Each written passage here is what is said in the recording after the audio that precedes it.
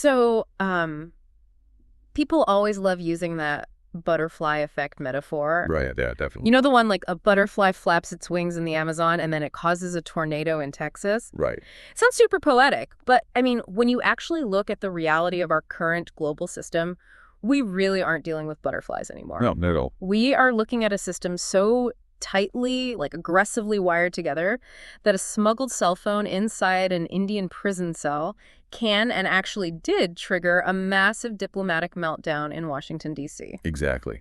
Or, a canceled 15-minute meeting in Ankara can instantly spike the cost of your commute in Delhi. Right. The illusion of separation between domestic events and international crises it's completely gone. The walls have entirely dissolved. I mean, we're operating in an environment where local governance, international security, and macroeconomics are basically the exact same discipline. Just viewed from different angles. Yeah, exactly. And navigating that reality is exactly why we are here. So welcome to the Daily Deep Dive, the 3D initiative of UPSC with Saurabh Kaushik. Glad to be here. If you are joining us, our mission is pretty straightforward. We take a dense, overwhelming stack of critical current affairs, and today we are analyzing material dated the 9th of July, 2026. Drawn straight from the reporting of the Hindu and Indian Express explained. Right, and we transform it into retainable, high-impact knowledge. So whether you are building your analytical frameworks for the UPSC exam, or you just want to be, the most deeply informed person in your morning strategy meeting, we are going to make sense of the noise. And the goal isn't just to memorize a timeline of events, right? It's about building an active understanding of the why and the how, the mechanisms driving those events. So let's map out the territory we're covering on today's deep dive. We've got a massive 14-topic docket today, so let's do a quick 1-minute overview. That's a packed one. We are starting with the sudden, violent collapse of the U.S.-Iran ceasefire and the shockwaves hitting global energy markets. From there, we're dissecting a jaw-dropping federal indictment out of L.A. involving Indian gangsters and how that ties into an extortion plot with the Delhi police. Which is wild. Then we'll look at Russia's massive grip on India's oil supply, and then shift to domestic milestones, a historic surge in female higher education enrollment, and the sheer data terror surrounding the methodology of the Caste census. A methodological nightmare, really. Totally. We'll also cover deadly prison riots in Sri Lanka, debate whether you truly have the right to be forgotten on the internet, and explore gastronationalism through the Hummus trail. That one is fascinating. Oh, absolutely.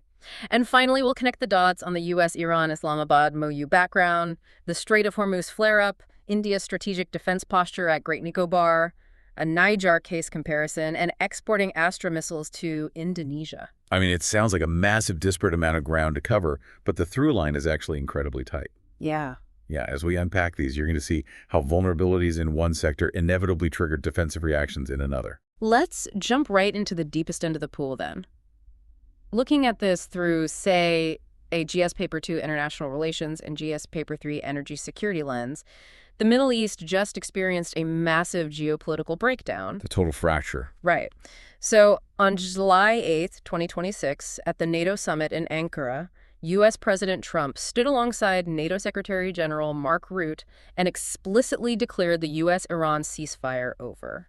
And he really didn't mince words. No, he didn't. He literally said, "For me, I think it's over. I don't want to deal with them anymore. They're scum." That kind of rhetoric from a head of state is jarring, definitely. But you have to look at the immediate trigger on the ground. Right. The timeline is key here. Exactly. Yeah. This declaration came just hours after Iran attacked 3 commercial ships transiting the Strait of Hormuz on July 7th. Just a day prior. Yeah. And that wasn't an isolated incident. It was their second violation of the maritime ceasefire in a matter of days.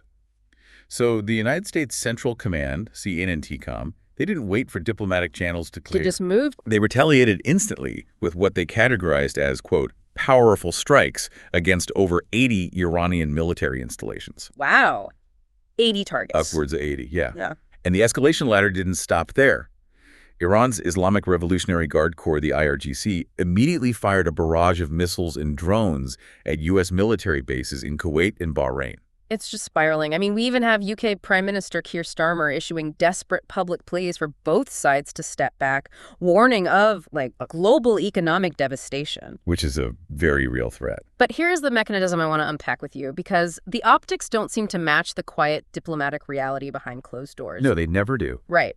So while the U.S. president is publicly declaring the deal dead on a stage in Ankara, His key negotiators, Steve Witkoff and Jared Kushner, are still fully authorized to keep back-channel talks alive. The back channel is the actual lifeline here. Okay, so how does that work?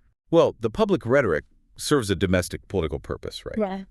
But geopolitically, the Gulf states, Saudi Arabia, the UAE, Oman, Qatar, they are in a state of absolute panic. Because of the shipping lanes. Exactly. Yeah. They are desperately mediating behind the scenes because if the Strait of Hormuz shuts down, their entire economic model freezes. Just completely halts. The U.S. administration knows this, which is why the negotiators are still in play. However, at the exact same time, the U.S. Treasury revoked the sanctions waiver that had been allowing Iran to sell its crude oil. See, that is a fascinating contradiction to me. How so? It's kind of like, it's like a bank tearing up your mortgage agreement in public, but quietly telling you to keep sliding payments under the door. That's a great way to put it. Are we looking at strategic signaling here or a genuine termination? Because Iran's interim government, which, let's remember, just took power after Ayatollah Khamenei was killed in those massive strikes back in February, they are facing catastrophic domestic pressure. Oh, their internal economy is on the brink of imploding. Right. They desperately need that sanctions relief. And that's the core analytical challenge you have to conquer here, especially if you're looking at probable mains questions. Yeah. You have to evaluate the fragility of agreements that lack deeply embedded institutional mechanisms. Like the JCPOA? Precisely. The ghost of the 2015 JCPOA, the original Iran nuclear deal, still haunts this entire region. When two actors rely purely on executive goodwill or temporary memorandums, the agreement evaporates the moment a single ship is attacked. There's no institutional safety net. Exactly. Without institutional enforcement, there is zero shock absorber for isolated incidents. And that lack of a shock absorber translates directly into an existential vulnerability for India. Let's look at the cascading effect. Roughly 50% of India's crude oil imports transit right through that exact choke point, the Strait of Hormuz. 50%. Half our lifeline. Yeah. When missiles start flying over commercial tankers, insurance premiums skyrocket, shipping lines halt, and the supply chain breaks. Which brings us perfectly to our third topic, the crucial strategic pivot India is making. When your primary supply line is under threat of a military blockade, you have to rapidly secure alternatives. And that is exactly what the data shows India doing on a massive, massive scale. The numbers are wild. They really are. The data coming out of the trade intelligence firm Kepler, it's just staggering. In June 2026, Russia's share of India's total crude oil imports surged to a record 52 to 54%. Let me just emphasize that. We are talking about 2.6 million barrels per day out of India's total 5 million barrel daily requirement.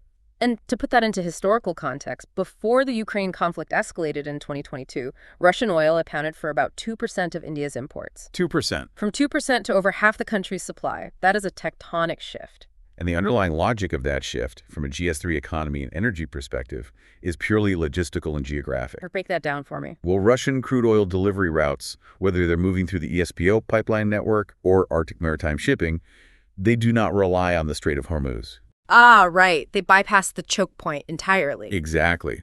When Iran functionally closed Hormuz between March and May of 2026, it choked off the traditional Gulf supplies from Saudi Arabia, Iraq, and the UAE. Indian refineries had to feed their infrastructure. And Russian blends, like the ESPO and Urals blends, they are highly compatible with Indian hardware. I want to look at Nijjar Energy's Vadanar refinery as a case study for this, actually. Oh, perfect example. Right, because it's one of the most complex refineries in India, and it's essentially optimized for this specific scenario. It is, mostly because of its ownership structure. Vadanar is 50% owned by Russia's Rosneft. Oh, wow. Yeah, so naturally they have transitioned to importing almost exclusively Russian crude. They have the deepwater draft to handle the massive tankers coming in and the chemical engineering setup to process those specific sour blends. So we're really dealing with what analysts are calling the Hormuz premium. Like, when the Middle East destabilizes, the physical risk of moving oil out of the Gulf adds a massive premium to the cost. In that environment, Russian oil isn't just a basic commodity transaction. It acts as India's strategic insurance policy. Absolutely. Even securing a discount of just $2 a barrel saves the Indian exchequer billions of dollars over a fiscal year. But, I mean, navigating that lifeline requires walking a very thin diplomatic tightrope. It is the ultimate stress test of India's doctrine of strategic autonomy. Think about the GS Paper 2 angle here. You have U.S. President Trump recently making public claims that India would stop buying Russian oil in exchange for securing a broader U.S. trade deal. But the Ministry of External Affairs never confirmed that, did they? No, they maintained total silence on that specific claim. Because they can't. Because their overarching mandate is clear. Securing the energy requirements of 1.4 billion citizens supersedes external pressure. If you're analyzing this for the mains, the central question is evaluating India's energy diversification strategy. How does a nation balance the immediate physical necessity of keeping its economy fueled against the looming threat of, say, secondary financial sanctions from the United States? It's a masterclass in highly pragmatic, localized foreign policy. Okay, so let's pivot. Because while state militaries are trading missiles in the Gulf and navigating these global energy markets, transnational non-state actors are triggering a completely different kind of geopolitical earthquake across the Atlantic. Let's talk about Operation Hardball. Yes, topic number 2. On July 7, 2026, the U.S. Department of Justice unsealed a federal indictment in Los Angeles that completely reframes our understanding of internal security. This hits GS Paper 3 directly. Operation Hardball is a staggering multinational takedown. The DOJ announced charges across 3 separate indictments, resulting in the arrest of 24 individuals with 37 defendants in total. That's a massive sweep. Huge. But the gravitational center of this indictment is the leadership. They named Lawrence Bishnoi, a notorious gang leader, currently incarcerated in an Indian prison, and his key North American lieutenant, Brar. And what exactly are they charged with? They are formally charged with ordering the assassination of Hardeep Singh Nijjar in Canada back in June 2023. Let's break down the mechanics of those charges, because this isn't just a standard murder warrant. Brar is facing federal RICO charges. Which is massive. For anyone unfamiliar, RICO stands for Racketeer, Influenced, and Corrupt Organizations. It's the exact same legal framework the U.S. government famously used to dismantle the Italian mafia. Right. It allows prosecutors to tie the boss of a syndicate to the crimes committed by their underlings, even if the boss never physically touched a weapon. They've also charged him with narcotics trafficking and extortion, and the FBI has placed a $50,000 bounty on his head. But the logistical reality of how this syndicate operated is the most alarming aspect. According to the federal indictment, Bishnoi was directing an international assassination and extortion ring using smuggled, encrypted cell phones from inside his jail cell in India. From inside a jail cell? Yes. He was allegedly transmitting target photographs, residential addresses, and operational commands to hitmen operating thousands of miles away in North America. And this brings us to a massive critical divergence in the international narrative, which is heavily relevant for Maine's analysis. If you are tracking the diplomatic history here, the U.S. indictment meticulously frames this entirely as a criminal enterprise. Right. It does not allege any Indian government involvement. Which stands in stark contrast to the political earthquake we saw in September 2023. That's when the Canadian Prime Minister stood in Parliament and cited, quote, credible intelligence, linking Indian state agents to that exact same assassination. Right. So we have 2 Five Eyes intelligence partners, the U.S. and Canada, handling the exact same core event in radically different ways. We'll actually do a deeper comparison on the Nijjar case, specifically in Topic 13 later today. But the divergence is wild. It is. The Canadian approach focused heavily on the state-sponsored narrative, while the U.S. DOJ is treating it as an organized crime syndicate. And the threat of that syndicate isn't just contained to North America, right? The feedback loop brings that criminality right back to the streets of India. Which brings us to Topic 4. The AAP extortion plot. Yes. That same DOJ indictment out of Los Angeles didn't just name hitmen, it named a serving Delhi police inspector as a key node in an international extortion plot. That is just terrifying. The allegations outline a massive abuse of state machinery. The inspector is accused of utilizing his official police authority to intimidate and threaten the family members of victims residing in India. So he was essentially acting as the local enforcement arm. Exactly. Acting as muscle to ensure extortion payments were delivered to the syndicate's bosses based in the United States. The political fallout in Delhi was instantaneous, as you'd expect. Now remember, we are reporting this impartially based on the sources. The opposition BJP immediately demanded accountability and resignations from the Aam Aadmi Party, the AAP, which forms the elected government in Delhi. Right. But the AAP responded by pointing to a fundamental structural reality of Delhi's governance. And this is a core GS Paper 2 federalism issue. The elected chief minister of Delhi has absolutely zero jurisdictional control over the Delhi police. Which exposes one of the most complex constitutional anomalies in the Indian federal structure. Let's look at the law. Under the Government of National Capital Territory of Delhi Act of 1991, and crucially reinforced by the heavily debated 2021 amendment, the Delhi police force does not report to the city's elected legislature. Who they report to? They report directly to the Union Home Ministry through the lieutenant governor. It creates a bizarre accountability vacuum for the residents of the city. I mean, think about it.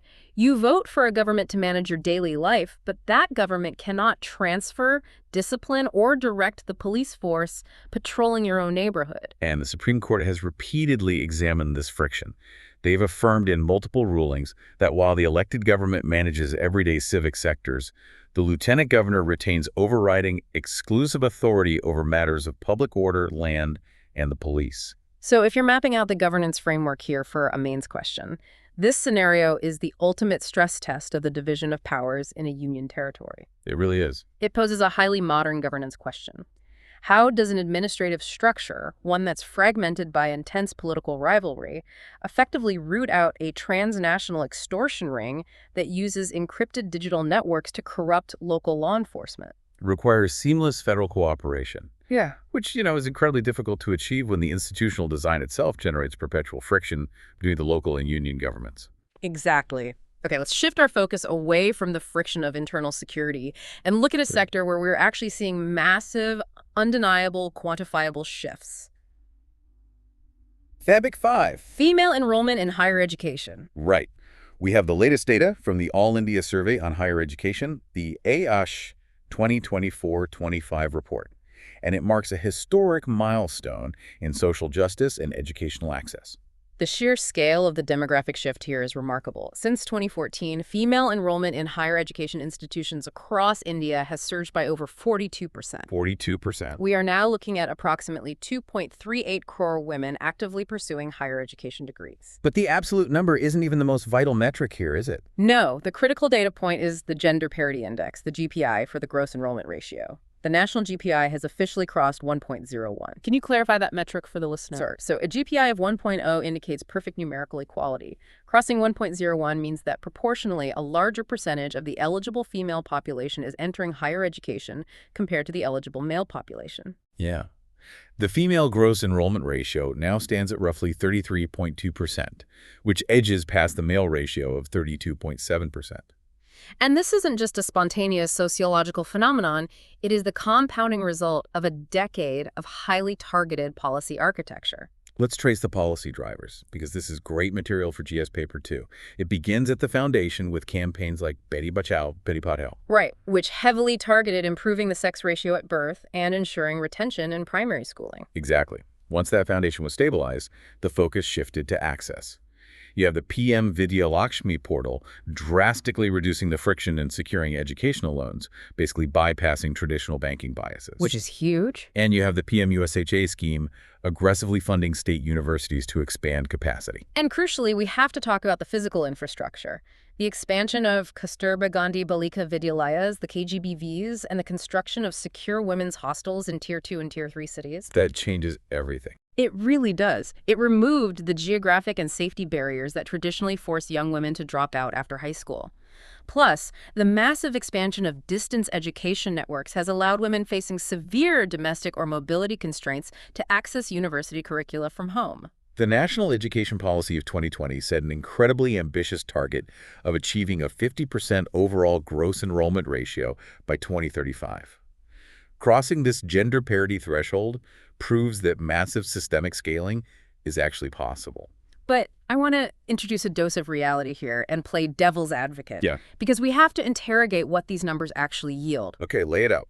We have numerical parity on an Excel spreadsheet. We have millions of women enrolled in undergraduate programs. But does crossing a GER statistic automatically translate to genuine gender equality in the socioeconomic reality of the workforce?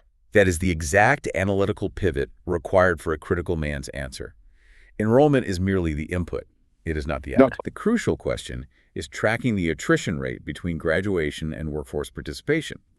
India still faces a stark gap in female labor force participation. Do they get the degree but don't enter the formal job market? Exactly. You have to evaluate whether structural barriers like workplace safety, the disproportionate burden of unpaid domestic care work, and entrenched hiring biases are neutralizing the gains made in the classroom. Education parity is a victory, but it is only the first phase of achieving economic equity. That's a great point. Now, while the education sector is celebrating finally getting clear, positive data, Topic 6 takes us to the demographic data collection machinery of the state, which is facing an absolute methodological nightmare. The caste census debate. Yes. Let's look at the upcoming 2025-26 census. The government has confirmed that for the first time since the British-era census of 1931, the national enumeration will include a comprehensive question on caste. The political demand for this has been building for decades. But the administrative execution is where the system risks total failure. Why is that? Well, the core crisis is methodological. How do you accurately capture and aggregate the identity of 1.4 billion people? Right now, for communities classified as scheduled castes and scheduled tribes, the process is pretty streamlined, right? Yes. The enumerator uses predefined, constitutionally mandated lists based on presidential orders under Articles 341 and 342. It functions essentially like a drop-down menu. You select the recognized category. Okay, but for the massive, highly diverse population falling under other backward classes, the OBCs, and the general categories, the proposed methodology relies on open-ended self-declaration. Which is terrifying for data scientists. Yeah. The enumerator simply writes down whatever term the citizen dictates, and an open text field on a national scale is pure chaos. India doesn't just have 4 broad varnas, it has thousands of highly localized jatis. Think about the data hygiene required there. You ask someone their caste, one person might say Yadav, another might use a regional subcaste name, another might use a respectful suffix, like Yadavji. Someone else might spell it phonetically based on their local dialect. When you scale that across different languages and regions, you aren't collecting a few hundred categories. You are generating millions of unique, fragmented text entries. And how does a centralized computer system accurately aggregate that without manual, subjective human interpretation? It's nearly impossible. Do we have precedent for this failing? We have empirical proof of how badly this can fail. The Socioeconomic and Caste Census, the SECC conducted in 2011, utilized this exact open-ended approach. And what happened? The resulting raw data was so convoluted, so riddled with millions of phonetic variations and overlapping classifications, that the government deemed it methodologically unreliable and never officially published the caste tabulation. It was essentially useless data. Contrast that failure with the Bihar State Caste Survey conducted in 2023. Right, they took a very different approach. They avoided the open text trap by utilizing a massive, pre-coded numerical list. Every recognized subcaste was assigned a specific code.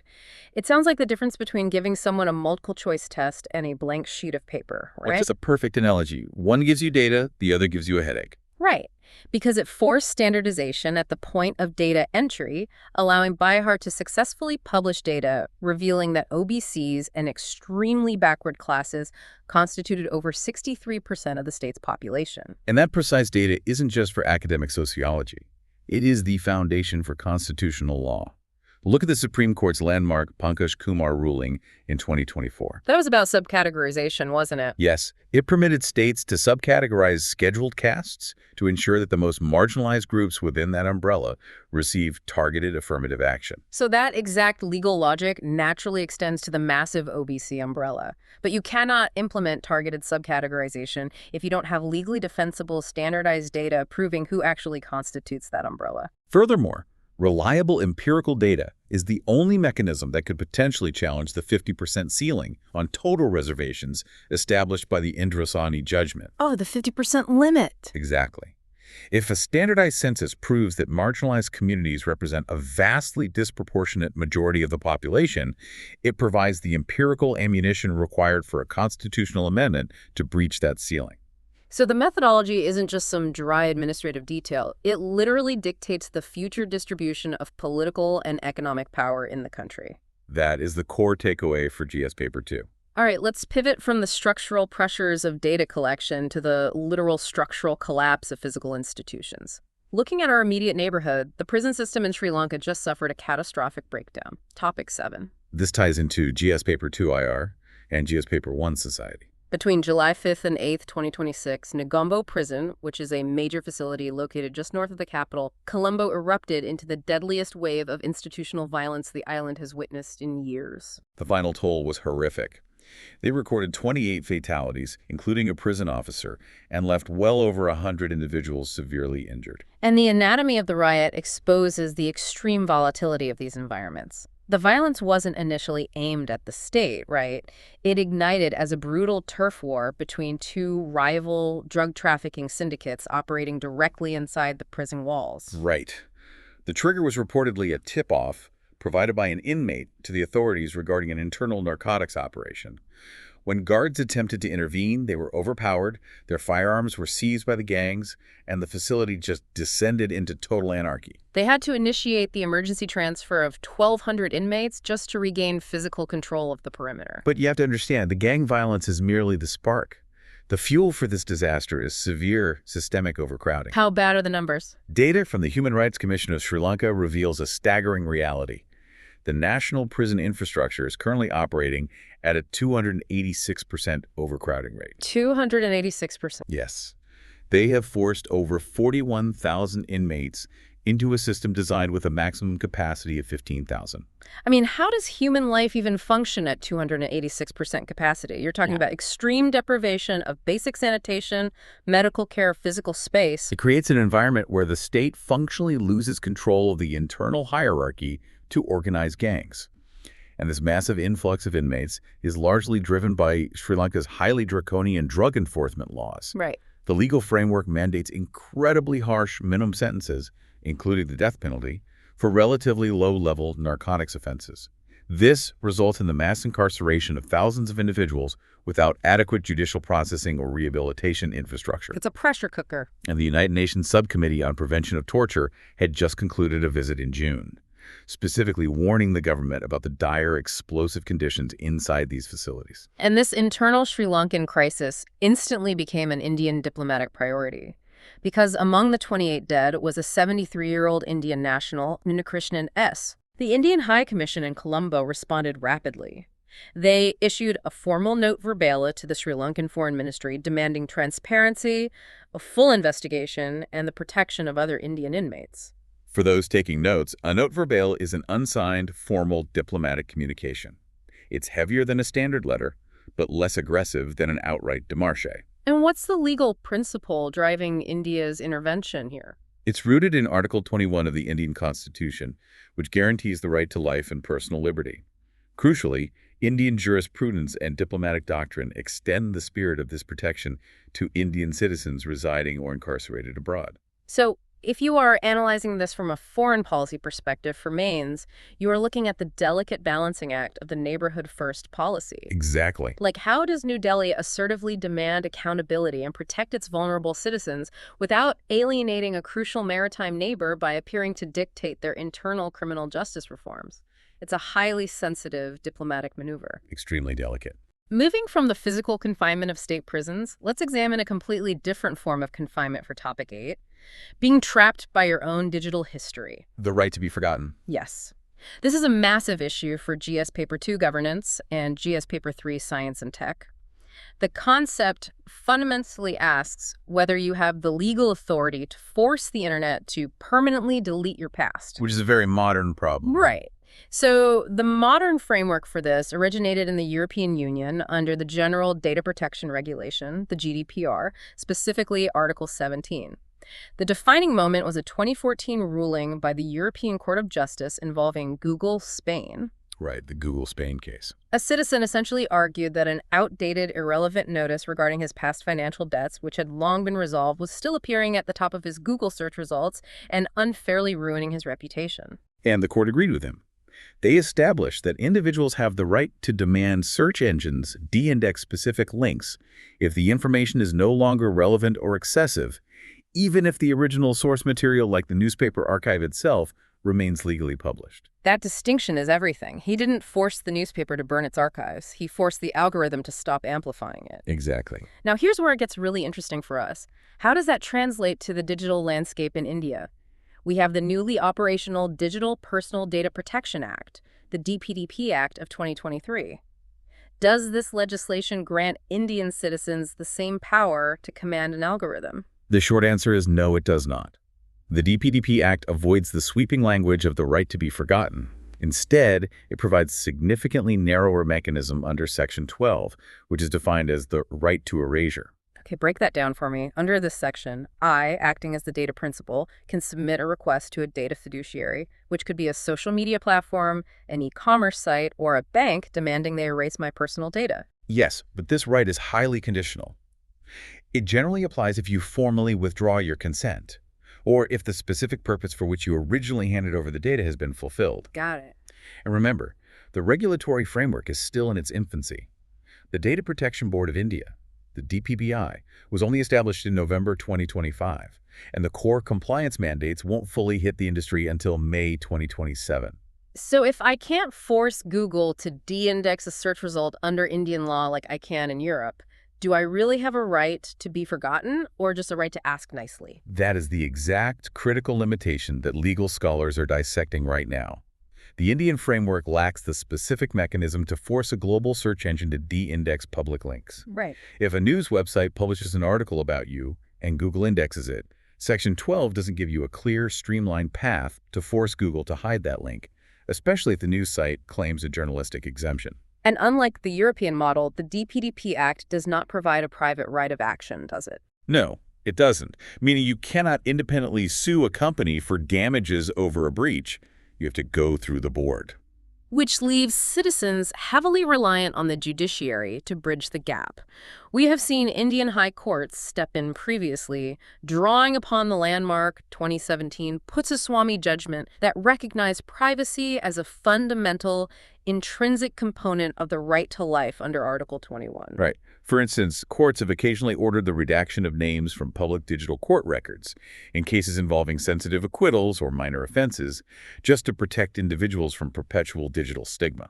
The core analytical challenge here is examining how a democratic state balances the individual's right to digital rehabilitation against the fundamental necessity of preserving a transparent public record and protecting journalistic freedom. Because if we erase history every time someone is embarrassed, we lose our collective memory. Exactly. Now, speaking of collective memory and identity, that tension isn't just playing out in server farms. It's playing out in the culinary world.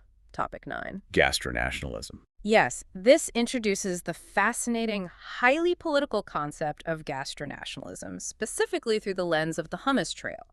This falls under GS Paper 1 Art and Culture and GS Paper 2 IR. It's a really unique intersection of food and geopolitics. With the escalation of the Israel-Lebanon-Iran conflict in July 2026, the cultural fault lines in the Levant have intensified, and those fault lines run directly through the region's food. The Hummus Trail refers to the fiercely contested culinary geography of a dish composed simply of mashed chickpeas, tahini, lemon juice, and garlic. Right. And the linguistic root itself is deeply embedded in the Arab world. The word hummus literally translates to chickpeas in Arabic, and the earliest documented recipes tracking closely to the modern dish appear in 13th century culinary manuscripts from Cairo. Yet, over the past few decades, through massive global commercialization and highly effective marketing, hummus has become widely recognized and packaged in Western supermarkets predominantly as Israeli food. Which has triggered intense organized pushback. Oh, absolutely. Palestinians, Lebanese, Syrians, and Jordanians view this not just as marketing, but as an existential erasure of their cultural heritage. This is the precise definition of gastronationalism, the mobilization of a specific food item to assert national identity, establish geopolitical boundaries, or claim cultural supremacy.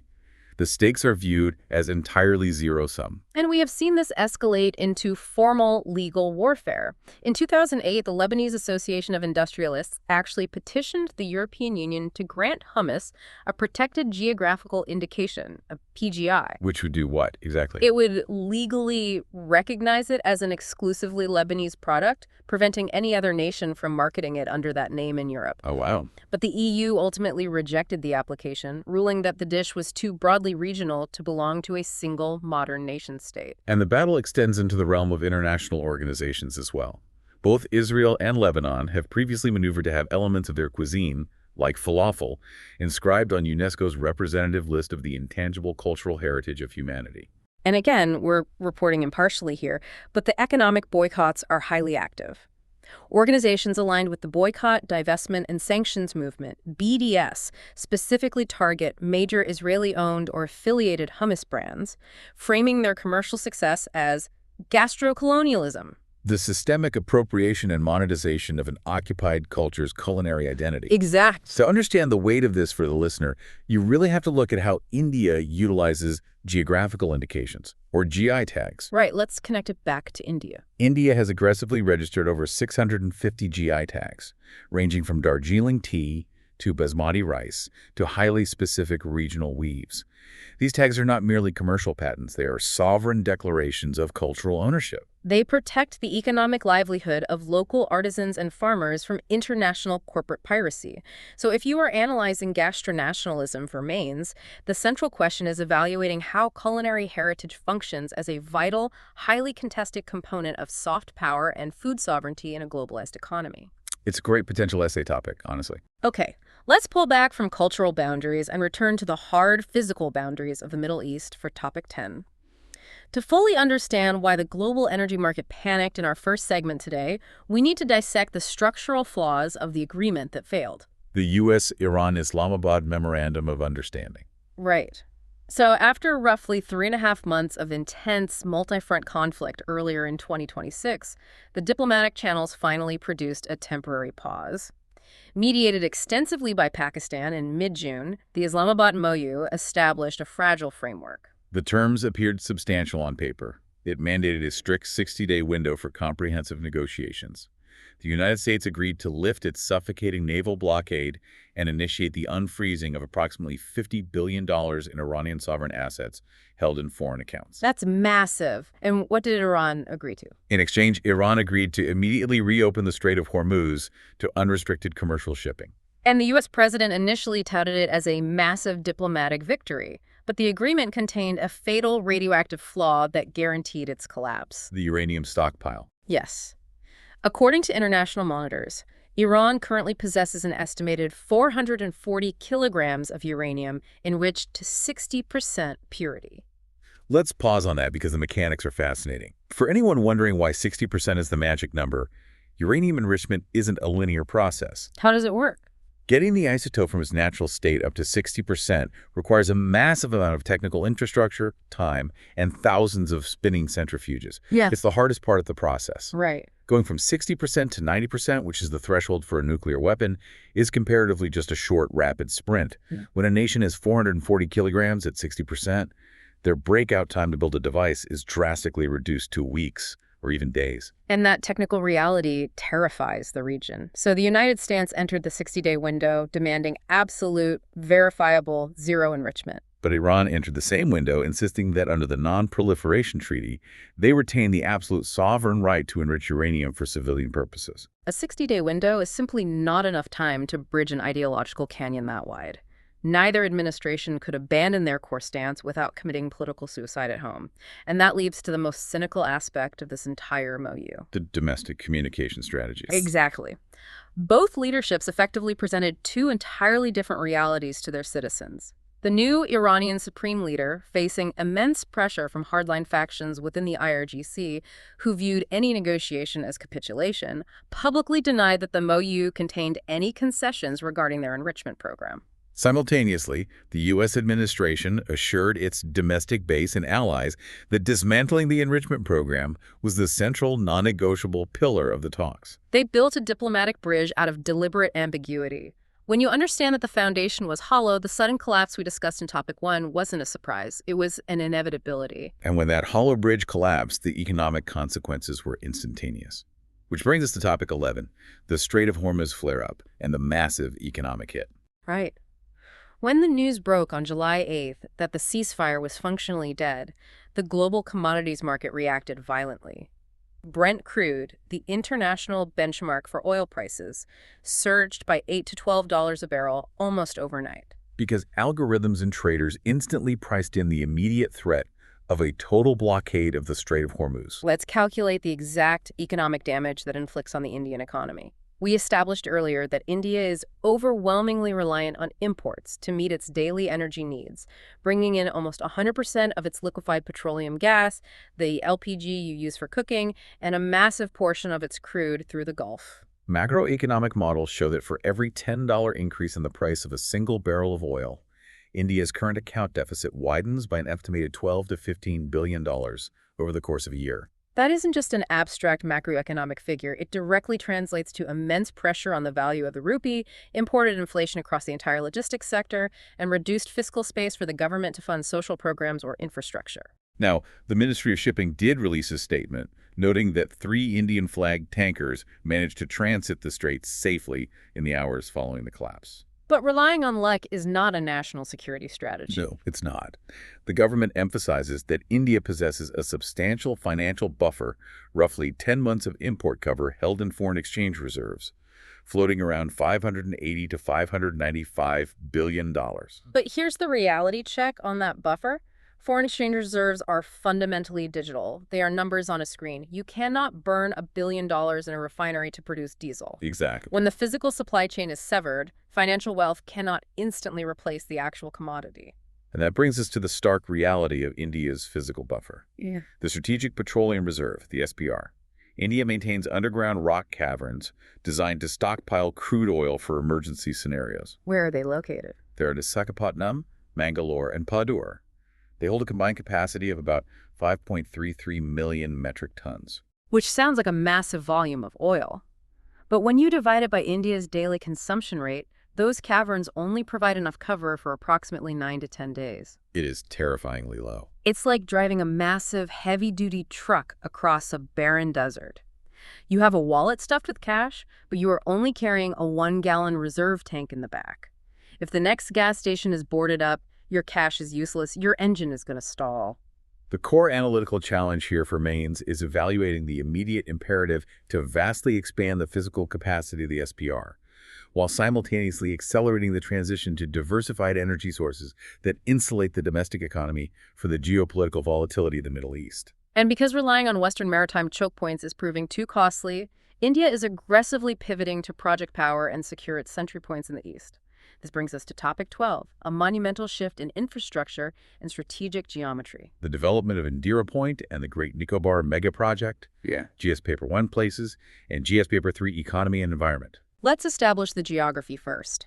Indira Point, historically known as Pygmalion Point, is the absolute southernmost tip of Indian territory, located on Great Nicobar Island in the Andaman Sea. It's a critical maritime sentry, featuring a lighthouse commissioned in 1972 that serves as a vital navigational beacon for the extraordinarily congested shipping lanes moving between Singapore and Colombo. But the geography of the island was violently altered. During the catastrophic Indian Ocean tsunami of 2004, the tectonic plates shifted so drastically that the southern shoreline of Great Nicobar physically subsided. The land literally sank by 4.25 meters. Right. The ocean permanently moved inland. The lighthouse, which was built on solid ground, is now surrounded by the sea, subjected to relentless wave action, rendering it structurally vulnerable. To mitigate this, the Ministry of Ports, Shipping, and Waterways, operating through the Directorate of Lighthouses and Lightships, is initiating extensive coastal protection works. But the vision extends far beyond simply building a seawall to protect a tower, right? Oh, massively. They are designing a grand architectural arch, a dedicated pathway, a national memorial, and substantial infrastructure designed to anchor civilian tourism at the nation's southernmost extreme. And this coastal protection is just one small component of the staggering 81,000 crore rupee Great Nicobar mega project. 81,000 crore. This is one of the most ambitious engineering and strategic endeavors in Indian history. The blueprint includes a massive international container transshipment terminal, a greenfield international airport built for both civilian and military dual use, a sprawling new township, and a dedicated gas and solar power plant to fuel it all. The logic driving this astronomical investment is pure, hard geopolitics. Look at a map. Great Nicobar Island sits merely 40 nautical miles from the primary east-west international shipping lane. And more crucially, it is positioned less than 3 kilometers from the western approaches to the Strait of Malacca. The Strait of Malacca is the economic jugular of Asia, Approximately 80% of China's entire crude oil imports must pass through that narrow waterway. So, by heavily militarizing and developing Great Nicobar, India effectively establishes a fortified toll gate over Beijing's most critical supply line, vastly altering the strategic calculus in the Indo-Pacific. However, the assertion of geopolitical dominance comes at an agonizingly high ecological cost. The development footprint encroaches upon areas designated under the Island Coastal Regulation Zone. Specifically, the highly protected ICRZ-IA classification, right? Yes, that classification is meant to preserve pristine mangrove ecosystems and delicate coral reefs. Furthermore, the island is an irreplaceable biodiversity hotspot. It serves as a crucial nesting ground for the endangered giant leatherback turtle. And geologically, it sits squarely in Seismic Zone 5, the highest classification for earthquake volatility. Right, and most sensitively, it is the ancestral homeland of the Shampan, categorized as a particularly vulnerable tribal group, a PVTG. The indigenous population, possessing minimal contact with the outside world, is facing the sudden, overwhelming industrialization of their entire ecosystem, leading to widespread protests from anthropologists and conservationists. The central question for policy analysis here is almost irreconcilable. How does a nation balance the undeniable existential necessity of securing its maritime borders and countering a rising superpower against the irreversible destruction of a fragile ecosystem and the rights of its most vulnerable indigenous citizens? It is the ultimate collision of development, conservation, and national security. Okay, speaking of projecting national security, while India fortifies its posture in the Indian Ocean, it is simultaneously managing a complex diplomatic confrontation across the Atlantic. Topic 13. Let's revisit the Nijjar assassination case. Right. We want to examine it through a comparative diplomatic lens. We established earlier how the U.S. Department of Justice, through Operation Hardball, constructed a highly detailed indictment framing the killing as the work of the Bishnoi gang, A transnational criminal syndicate driven by extortion and violence. Now contrast that meticulously with the stance maintained by the Canadian government. Canada's Royal Canadian Mounted Police, the RCMP, leaning heavily on signals intelligence shared by the Five Eyes Alliance, which includes the US, UK, Canada, Australia, and New Zealand, has steadfastly promoted the narrative that agents acting on behalf of the Indian government, specifically the intelligence agency RAW, were directly involved in the operation. And India's response has been unwavering. New Delhi designated Nijjar as a terrorist under domestic law in 2020, citing his leadership role in the banned Sikhs for Justice network and his orchestration of targeted violence in Punjab. The Indian establishment completely rejects the Canadian intelligence assessments as absurd and politically motivated, pointing instead to the ongoing National Investigation Agency probes that align with the gang warfare narrative. The analytical puzzle here for GSCOPER 2IR is deciphering why two deeply aligned intelligence partners within the Five Eyes framework, the U.S. and Canada, chose to pursue such drastically different public strategies regarding the exact same event. Why do you think that is? It comes down to the hierarchy of national interests.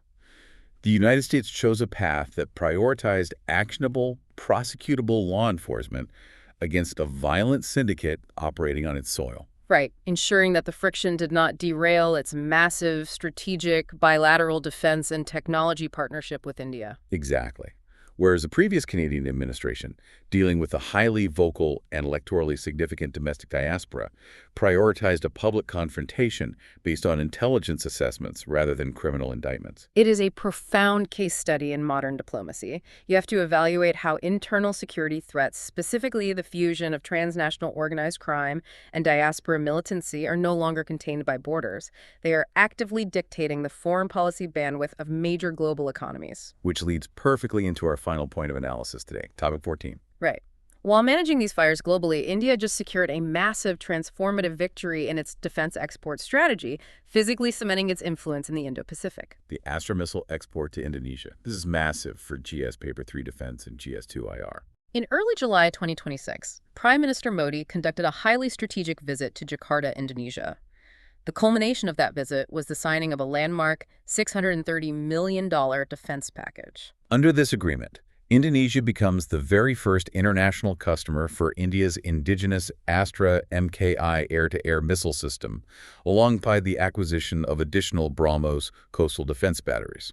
The export of the Astra Mki is a watershed moment for the Defense Research and Development Organization, the DRDO, and Ferrat Dynamics Limited. The Astra is a beyond visual range air-to-air missile, or BVRAM. Let's explain what that capability actually means for a fighter pilot. Yeah, please. Beyond visual range means the pilot is engaging an enemy aircraft that is so far away in this case, over 80 kilometers, that they cannot see it with the naked eye. Wow. The missile accelerates to Mach 4.5, over 4 times the speed of sound, and crucially, it utilizes active radar homing. Which means what? In the final phase of its flight, the missile turns on its own internal radar system to autonomously track and destroy the target.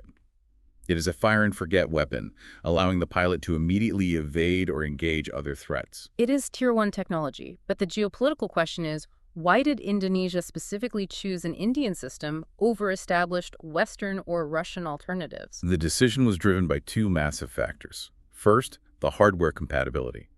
The Indonesian Air Force operates a significant fleet of Russian-made Sukhoi fighter jets. Historically, they armed these jets with Russian R-77 missiles. But the prolonged conflict in Eastern Europe has completely crippled the Russian defense supply chain. Exactly. Indonesia desperately needs reliable munitions, but they absolutely refuse to purchase them from China, given the ongoing intense maritime friction and Chinese gray zone incursions around Indonesia's Natuna Islands. The Astra is designed to integrate seamlessly with the Sukhoi platform. And the second, arguably more decisive factor was the Operation Sindoor validation. Yes.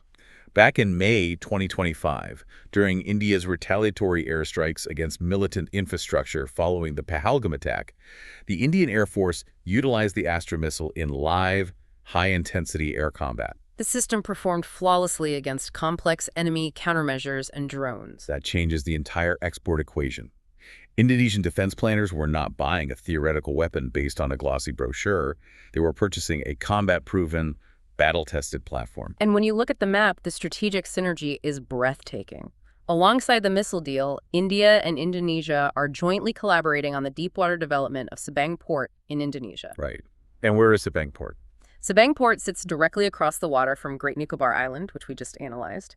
By fortifying both Great Nicobar on one side and heavily arming and developing Sabang on the other, India is effectively flanking both the eastern and western approaches to the Strait of Malacca. It is the ultimate physical manifestation of India's Act East policy. The analysis here isn't about the $630 million in revenue. It's about evaluating how India is achieving true Atmanirbhar Bharat's self-reliance in defense manufacturing and utilizing that capability to forge unbreakable strategic partnerships that lock down the most critical maritime choke points in Asia. When you pull back and look at the sheer scope of what we have mapped out today, the interconnectedness is staggering. We started with a diplomatic agreement collapsing in the Middle East, which instantly threatened the flow of oil through the Strait of Hormuz. Right. That specific vulnerability forces India to drastically rewire its entire macroeconomic energy strategy, buying unprecedented volumes of Russian crude just to keep the lights on. And while the state manages that massive macroeconomic pivot, the internal security apparatus is fighting a constitutional battle over police jurisdiction in Delhi, directly triggered by an Indian gangster sitting in a jail cell using encrypted apps to orchestrate assassinations in Canada and run extortion rackets in California. Simultaneously, the state is battling the demographic nightmare of categorizing 1.4 billion people in a caste census, celebrating a historic systemic victory in female higher education, and aggressively projecting military power into the Indo-Pacific by building megaports and exporting supersonic missiles to lock down the Malacca Strait. Every single thread, from the price of oil to the methodology of a census to the radar on a missile, is pulled from the exact same fabric. The archaic distinction between domestic governance and international relations has entirely collapsed. You cannot understand one without mastering the other. Absolutely. And that reality brings me to a final, slightly terrifying thought experiment based on the mechanisms we've discussed today. We have analyzed state militaries trying to control maritime choke points like Hormuz and Malacca. Yep. And we have analyzed transnational, non-state criminal syndicates like the Bishnoi network, proving they have the logistical capability to bypass international borders, coordinate complex assassinations, and extort the global diaspora using entirely untraceable digital infrastructure. What happens when those two realities inevitably merge? What happens when a highly sophisticated, digitally encrypted criminal syndicate realizes that instead of extorting individuals, they can interact with rogue state actors or terrorist organizations to physically sabotage or digitally paralyze the maritime choke points we just discussed? Wow. If a gang can order a hit from a prison cell, can they order a drone strike on a commercial oil tanker? Are we rapidly approaching a future where decentralized, untraceable criminal networks, rather than sovereign governments, hold the power to dictate global energy prices and trigger international conflicts? It represents the ultimate asymmetric threat. The infrastructure of global trade is incredibly fragile, and the barrier to entry for disrupting it has never been lower. It is an entirely new paradigm of warfare, something to actively, continuously evaluate as you build your frameworks and review your notes. Keep questioning the established narratives, keep exploring the hidden mechanisms, and we will see you on the next deep dive.